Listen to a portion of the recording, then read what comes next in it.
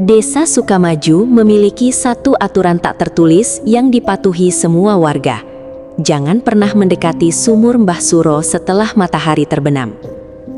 Sumur itu terletak di ujung utara desa, tepat di bawah pohon beringin raksasa yang akarnya menjuntai seperti tirai hijau. Sumur tersebut sudah ada sejak zaman penjajahan, terbuat dari susunan batu kali yang lumutan, dan airnya dikenal sangat jernih namun dingin menusuk tulang. Konon, sumur ini adalah pintu gerbang menuju alam lain. Dimas yang tidak percaya tahayul merasa penasaran. Selama 3 hari ia di desa itu, setiap kali ia bertanya tentang sumur tersebut, warga akan langsung diam, menunduk, atau mengalihkan pembicaraan. Malam itu, saat seluruh desa tertidur lelap dan hanya terdengar suara jangkrik, Dimas memutuskan untuk menyelidikinya sendiri. Ia membawa senter kuat, kamera, dan alat perekam suara. Paling cuma mitos biar anak-anak nggak main dekat sumur, gumam Dimas sambil melangkah menyusuri jalan setapak yang gelap. Sesampainya di lokasi, suasana terasa berbeda. Udara di sekitar pohon beringin itu jauh lebih dingin dibandingkan area lain di desa. Kabut tipis berwarna keputihan menyelimuti permukaan tanah, membuat akar-akar pohon terlihat seperti ular-ular raksasa yang bergerak pelan. Dimas menyalakan senternya. Cahaya putih menerobos kegelapan, jatuh tepat pada mulut sumur tua yang tertutup papan kayu lapuk. Papan itu sepertinya sudah lama tidak dibuka, dipenuhi lumut dan sarang laba-laba. "Halo? Ada siapa-siapa?" teriak Dimas. Suaranya memantul aneh di antara pepohonan. Tidak ada jawaban, hanya desau angin yang terdengar seperti bisikan. Ia mendekat, lalu menempelkan alat perekam suaranya ke bibir sumur, berharap menangkap anomali audio. Hening sejenak. Tiba-tiba, dari kedalaman sumur yang gelap gulita, terdengar suara. Plok, plok, plok. Suara itu seperti ember yang disentuhkan perlahan ke dinding batu. Dimas menahan napas. "Siapa di sana?" tanyanya lagi. Kali ini suaranya sedikit bergetar. Hening lagi. Lalu suara itu berubah menjadi dengkuran halus, diikuti oleh seorang wanita bernyanyi lagu pengantar tidur Jawa, tembang dolanan, dengan nada sumbing dan putus-putus. "Gundul, gundul, pacul-cul, kembelengan." Jantung Dimas berdegup kencang. Itu bukan rekaman. Suaranya terdengar sangat nyata, seolah penyanyinya berdiri tepat di dalam air, hanya beberapa meter di bawahnya.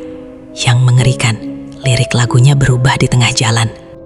"Gundul-gundul pacul-cul, gembelengan, nyawamu tinggal sehelai benang. Jangan dilihat, jangan didekati, atau kau akan jadi pengganti." Dimas mundur selangkah, kakinya tersandung akar pohon. Senter di tangannya goyah, cahayanya menyapu permukaan air di dalam sumur. Dan saat itulah ia melihatnya. Di dasar sumur yang seharusnya gelap total karena tertutup atap pohon, air itu berpendar merah redup. Dan di tengah cahaya merah itu, terlihat sesosok wanita berbaju putih basah kuyup. Rambutnya menutupi wajah, sedang mendongak lurus ke arah Dimas. Tangan wanita itu terangkat, menunjuk tepat ke arah Dimas. "Kamu sudah lihat aku," bisik suara itu, kali ini terdengar jelas di telinga Dimas, padahal jaraknya puluhan meter. "Sekarang, giliranmu turun." Dimas panik. Ia berbalik badan untuk lari, tapi kakinya terasa berat, seolah ada tali tak kasat mata yang mengikat pergelangan kakinya dan menariknya mundur ke arah sumur. "Apa-apaan ini? Lepas!" teriaknya sambil mencakar-cakar tanah, berusaha bertahan. Tanah di bawah kakinya mulai longsor. Akar-akar pohon beringin tiba-tiba bergerak hidup, melilit pinggang dan lengan Dimas, bukan untuk menolong, melainkan untuk menahan agar ia tidak bisa lari, sambil secara perlahan menyeretnya lebih dekat ke bibir sumur. "Bantu! Tolong!" teriak Dimas sekuat tenaga. Suaranya tenggelam oleh nyalian wanita itu yang kini semakin keras dan memilukan, disertai tawa histeris dari berbagai arah.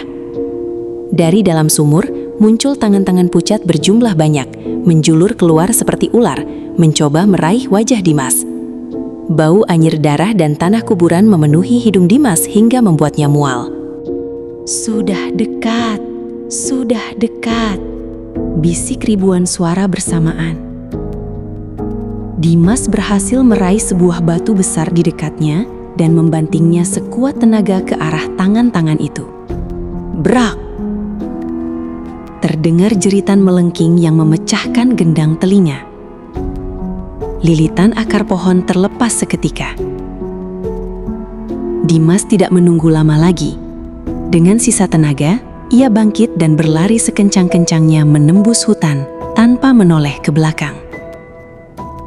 Di telinganya, suara nyanyian itu masih terus bergema, seolah mengikuti langkah kakinya. Jangan lari, kami butuh teman. Dimas sampai di rumah penduduk terdekat dengan napas tersengal-sengal. Wajahnya pucat pasi dan bajunya penuh lumpur serta cakaran aneh yang berbentuk seperti jari-jari panjang. Ia menceritakan semuanya pada Pak Lurah dengan tergagap. Pak Lurah hanya menghela napas panjang, wajahnya suram. Saya sudah bilang, Nak, sumur itu bukan tempat biasa. Dulu, di tahun 1965, ada seorang gadis desa yang jatuh ke sumur itu saat mengambil air.